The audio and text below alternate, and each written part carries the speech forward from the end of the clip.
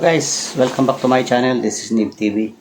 Sa ngayon meron na akong tatry na i-repair na isang electric fan. Bali ang problema niya hindi na siya umandar. I-check natin kung ano yung kanyang sira. So ito guys, papakita ko sa inyo.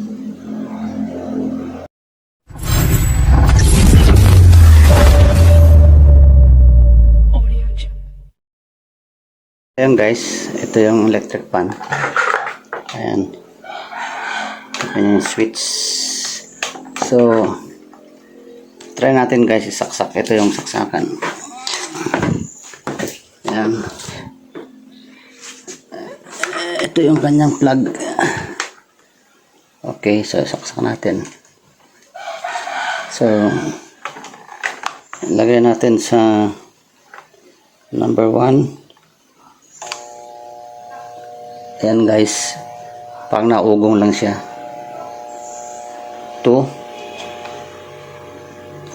wala din. 3, hindi rin, maugong lang siya. Tapos pag yan, medyo yan, matigas siya pag pero kapag hindi siya naka power on, off natin. Yan, malambot lang siya. Yan, okay. So, check natin.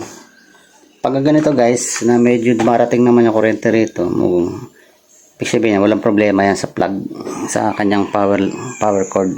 Okay yan, kasi ibig sabihin, tumatakbo yung kuryente ron at umaabot dito sa ating switch at saka sa kanyang mga speed controller. Okay naman. Tumatakbo naman yung kuryente ron. So meaning okay yung mga check natin ngayon loob guys.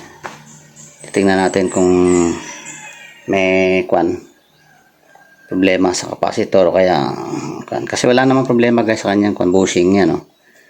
Napakalambot naman niya. Yan. Yan, nagpe-play din naman siya. Yan. Problema niya yung pag naka power na siya, parang nagmamagnetize na siya, hindi na siya makaikot.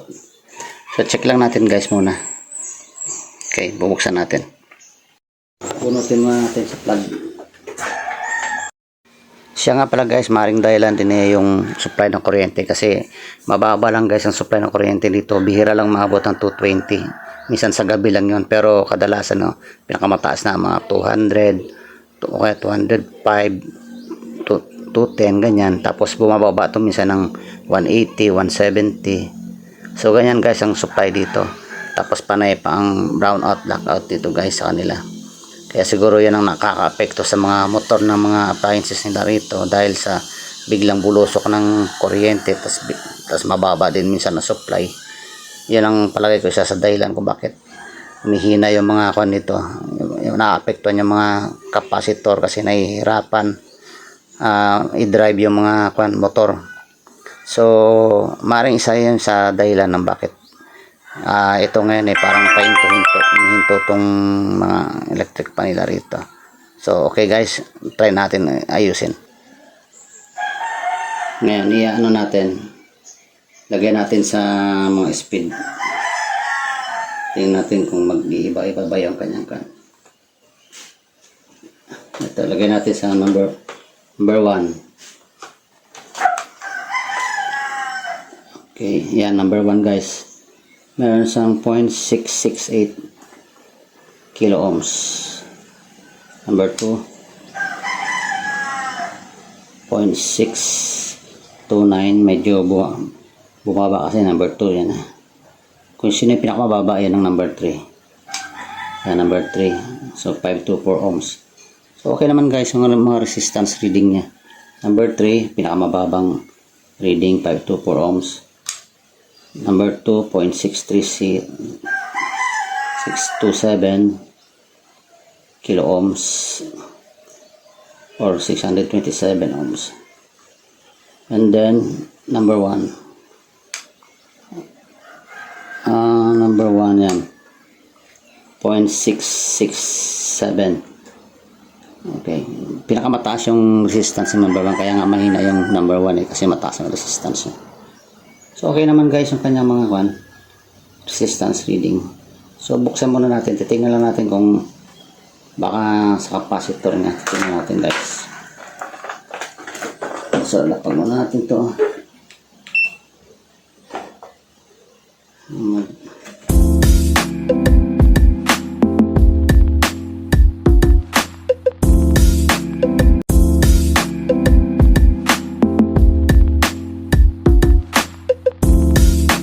Ang kanyang capacitor, ayan, merong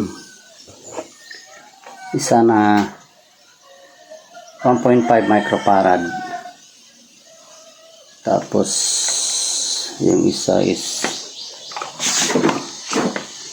1.7. So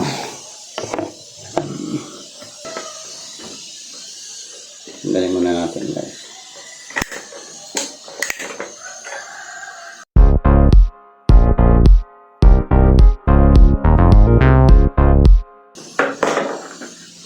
Check muna natin.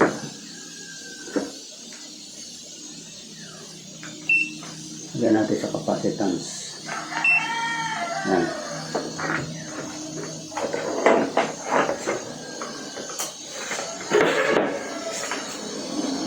So, ito is 1.5 microfarad. Ipan muna natin guys. Short muna natin. At yan guys, ang kita nyo.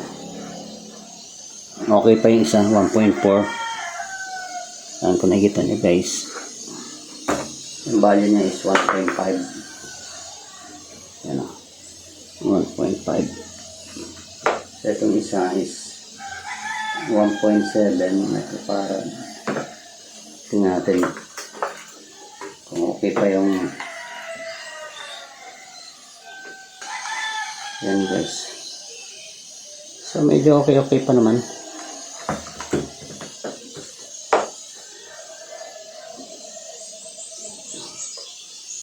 So ang gagawin ko guys, bubuksan ko na lang muna to guys at lalagyan ko ng konting langis. I-lubricate lang natin. Although wala kaming langis dito nga ng pang electric pan, subukan ko lang guys yung kahit ano langis dyan. Kahit mantika siguro pwede. Pang testing lang naman guys. Okay?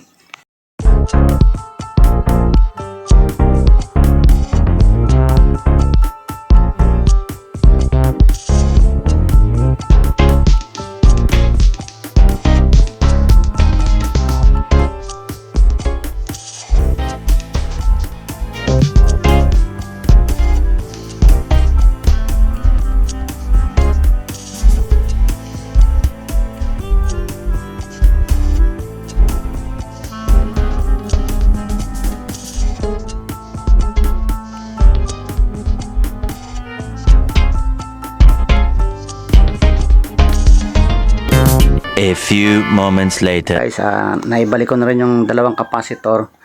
So, testing na natin guys kung under na ba siya. Medyo maaring kulang lang talaga sa langis to. So, wala akong nakitang talagang langis para dito. Bali, nag-improvise na ako ng ibang langis dyan. Pero, pabibilang ko na to guys ng talagang langis para sa electric pan. Testingin lang natin guys kung under na talaga siya.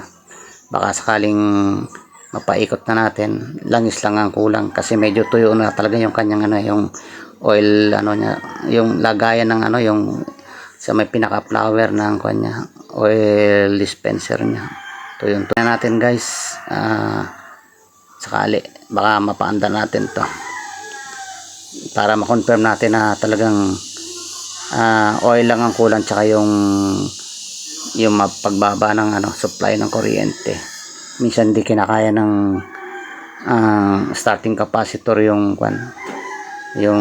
baba ng kuryente. So try natin guys, saksak. Ayan, naka-saksak.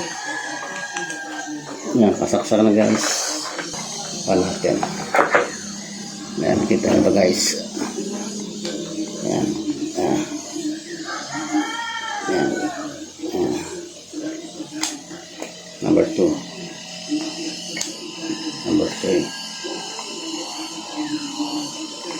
Normal na naman guys yung kanyang init, hindi naman masyadong mainit. So yan nga, medyo napansin ko, medyo hindi pa gaano malakas talaga ang kanyang ikot kasi nga gaya na sinabi ko, may na-supply ng kuryente. Nung sinukar ko kanina, nasa 180 lang eh, umakyat ng 185. So talagang napakahina. Nahihirapan talaga yung capacitor para i-drive yung pang starting mode ng start niya. So napapaikot naman niya pero hirap. So okay guys, kung nagustuhan nyo itong ating simpleng tutorial, paki-like and share, and don't forget to subscribe to my channel Nib TV, and also press the notification bell para ma-update kayo sa sunod ko pa mga video.